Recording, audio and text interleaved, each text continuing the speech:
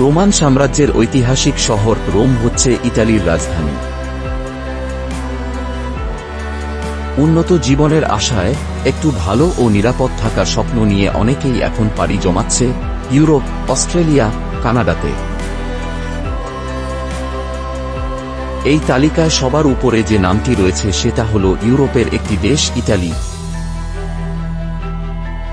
তাই এই দেশ নিয়ে মানুষের জানার আগ্রহের কোনো কমতি নেই। ইতালি পৃথিবীর মধ্যে একটি ঐতিহাসিক দেশ। এখানে রয়েছে ইতিহাসের অনেক ঐতিহাসিক ঘটনা ও স্থাপনা।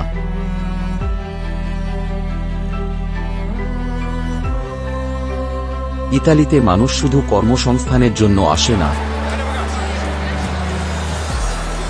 এটি একটি ঐতিহাসিক পর্যটন দেশ ও বটে। তাই অভিবাসন, কর্মসংস্থান ও উচ্চশিক্ষা কিংবা বিনোদনের জন্য ইউরোপের অন্যতম একটি দেশ হল ইতালি।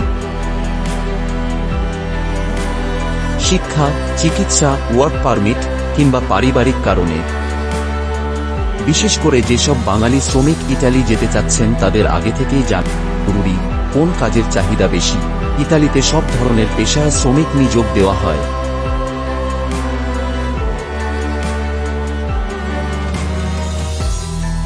তাদের মধ্যে অন্যতম মেকানিক বা যন্ত্রপাতির মেরামতের কাজ, পেশাদার গাড়ি চালক, পরিচ্ছন্ন কর্মী, security guard, home delivery man, সাধারণ শ্রমিক, নির্মাণ শ্রমিক, কৃষি কাজের শ্রমিক প্রভৃতি।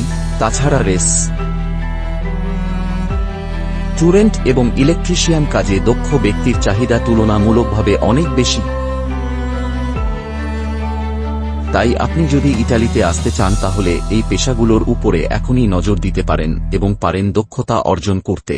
তাছাড়া এখন আরও একটি চমকদ খবর হচ্ছে, বাংলাদেশ থেকে যে কোনো শ্রমিক প্রবাসে যেতে চাইলে আপনাদের আগেই একটি কাজের উপর দক্ষতার সনদপত্র সার্টিফিকেট জমা দিতে হবে ভিসা পাওয়ার জন্য। প্রতি বছর এখানে বৈধ বা অবৈধভাবে প্রবেশ করে লাখো মানুষ এবার বৈধ পথেই বেশ বড় আকারে প্রবেশে।